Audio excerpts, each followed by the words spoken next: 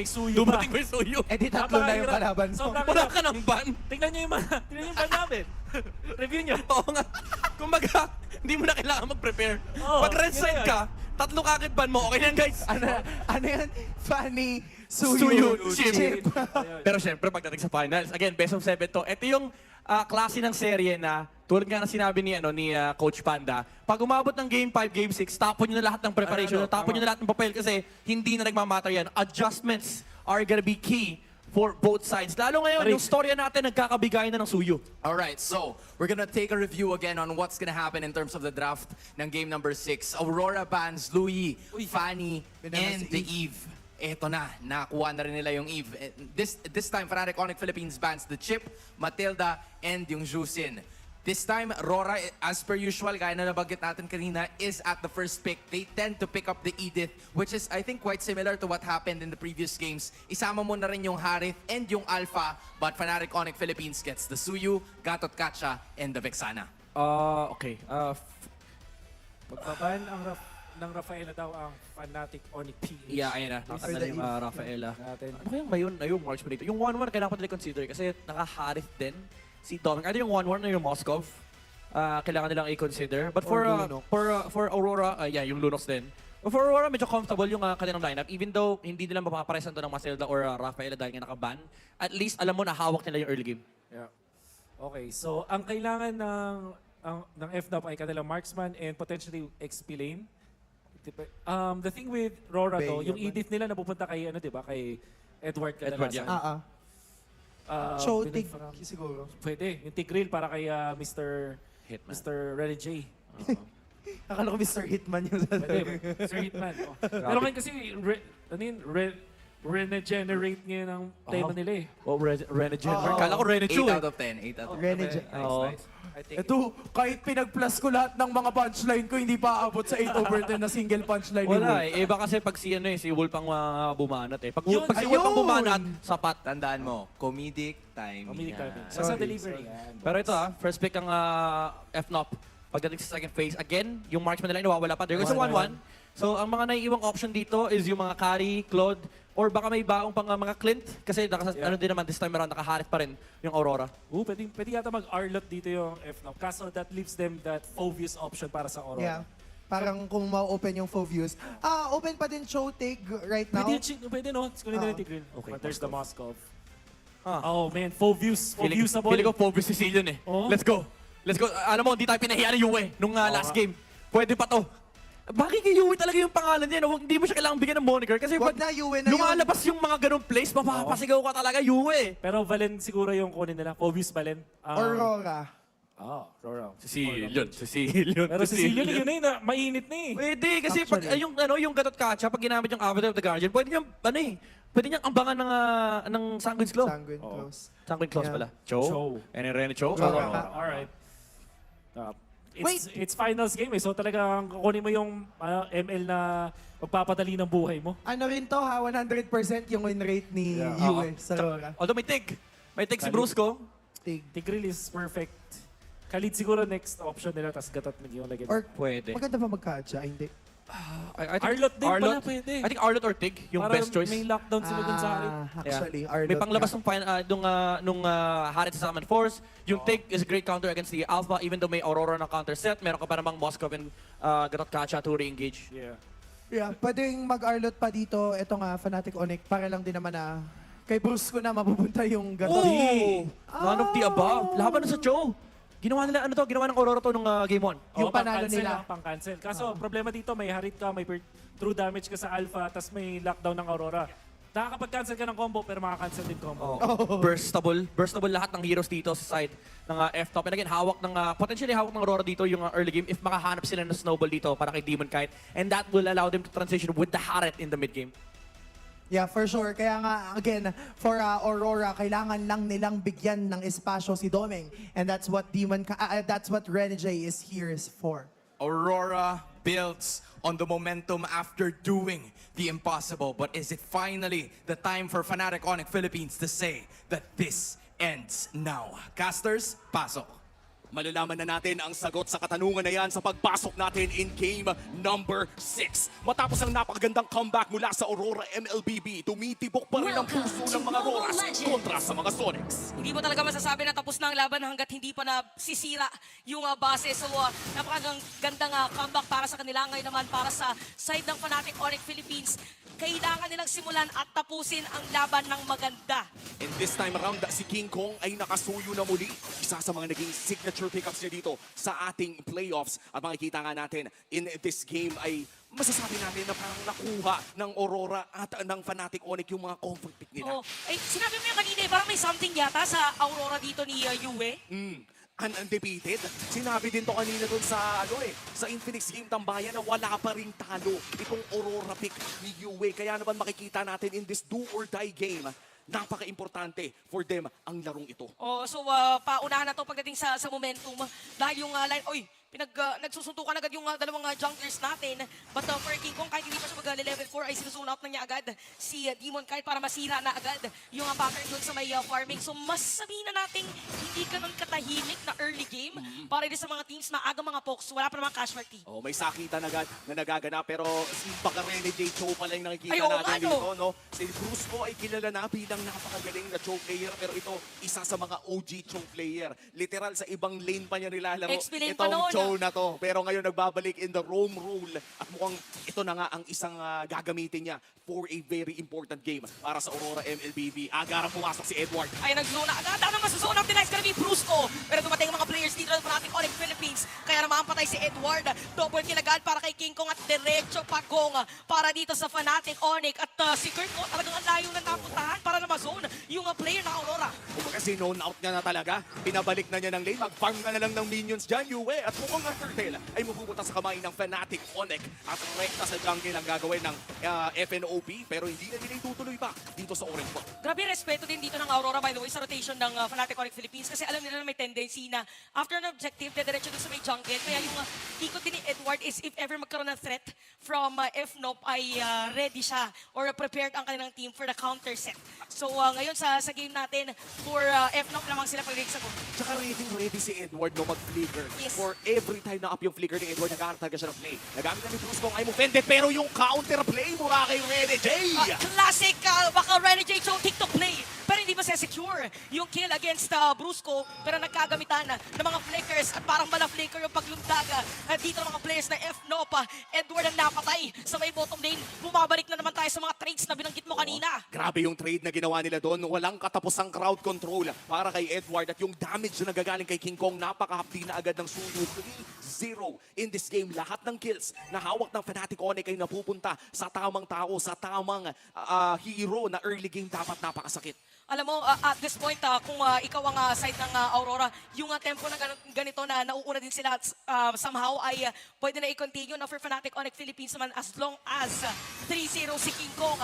Magiging madali para sa kanila. Sinalubong na lang bigla si Domeng sa itaas. So napaka-crucial niyan ngayon. Nag-iinit na ang makina ng Fnatic Onyx at mukhang tutuloy pa nila dito sa may mid lane. Agarang babagsak si Rene J. 2 kills na magkasunod. At dahil dyan, 2,000 na ang kalamangan ng Fnatic Onyx as we head on to our second turtle of the game. At kontrolado din ito ng Fnatic. Oh, yung sinasabi natin na nag-long lane, si Yue dahil laging nasa riverside, yung Fnatic Onyx Philippines, kasi di ba normally doon sa may bush, ay wait lang, sa may bottom lane, nakuha at natalunan din na si Edward, pero buhay pa rin. Pero sa ilalim ng torre, dive ni Kirk. Kirk is down at nagkakamalitan na naman si King sa may bottom lane at shutdown na nga. Maka-Renegade Show, sabi ng Aurora. Nakabawi kahit papano ang Aurora pero 2-for-1 ang naging trade doon. Si Edward ay mabubuhay na rin pero Turtle sinisimula na ng Aurora MLBB at si Bruce Boy nagigirapang makalapit. Half HP on the Turtle. Mukhang libre na itong makukuha ng Aurora. Oh, tsaka kapit na kapit si Renegade doon sa Wave the Dragon niya. Parang pwede pa siya sumipa anytime. Nagamit dito yung Purify pero Super Friends ay buhay pa rin. Sasalubungin dito si Demon kahit ang mga players na Fnatic Onyx Demon Philippines makunat pero masakit ang damage ng Fnatic Onyx kaya naman patay ang Smiling Demon. Si Kirk naman ata ang isusunod nila pero si Edward ngayon ay kailangan ng tumakas. Fnatic Onyx pa rin ang nakakalamang pero nahati na ng Aurora MLBB mula 2,000 to 1.2. So parang ibig sabihin nito, once na aggressive yung kalaban mo, kailangan aggressive ka rin. Parang yun yung naging change or yun yung naging shift for Aurora kaya medyo nakakagawa sila ng play. So for Fnatic Onyx Philippines, ganun din naman, sinasagot din nila pag may nakikita sa ng player from Aurora. Nagsasabayan sila eh. Itong 1K gold lead kasi kahit pa sabihin mong may konting lamang ka, kaya ka pa rin sabayan in 18-5. Basta tumama o mauna ang mga abilidad ng Aurora MLBB. At nakikita natin sa damage na hawak ngayon ng Aurora MLBB ay sapat na ang kanilang bawas kung tumama ang Spear of Alpha ni Demon Kite. And of course, yung mga play na nanggagaling din kay Yue. Tandaan natin, kahapon ang mga naging signature play ni Yue in Ayun their nga pala. series against Falcon si AP Bren ay yung mga flicker na engage from this Aurora pick. O, tsaka yung mga latag niya ng Frigid Glacier ay ramdam na ramdam. So parang hindi mo maiisip dun sa game Pride of Ice niya ay ginagamit niya para mabait na okay, target ako, naka-yellow ako ngayon, pwede kayong pumunta anytime. So by the way, meron kong place sa may bottom lane. Si Kirk yata ang namataan ng Aurora pero naramdaman din niya. So ginamit agad yung After of the Guardian. So Torre na lang muna ang kukuhanin dito ng Aurora. One objective down. Pero ganun din ang sagot ng Nikela sa taas. Trade lang ang gagawin ng parehas sa kukunan. Wala pa namang mamamatay pero 10 segundo na lang bago lumabas ang huling turtle ng larong ito at mukhang medyo mas malapit ang Fnatic Onyx around that area at napoke pa nga si Edward Demon. Kahit nakita na rin hindi Super Prince pero mauuna talaga si Rene J around that Lord. Turtle. Alam na alam nila na kailangan talagang merong vision for the team. And yung turtle dito ay talagang inaasam na Ayun! kakunan. Pero isa sa mga inasam ay si Edward pero si Iba kay Rene J. So alis mga players dito para natin Onyx Philippines. Wow! Si Brusco at Yuen. May Kelra! sinasabi ng mga setup play na kailangan niya. Si Kelra sa gitna ng mga players ng Aurora ay mapapatay dito ni Rene J. So 2 players down sa Aurora, 3 naman sa FNOP. Ayan na ang harif ni Doming. Hindi man masyadong nakakuha ng early game ay ngayong mid game naman ay ramdam na ang kanyang bawas.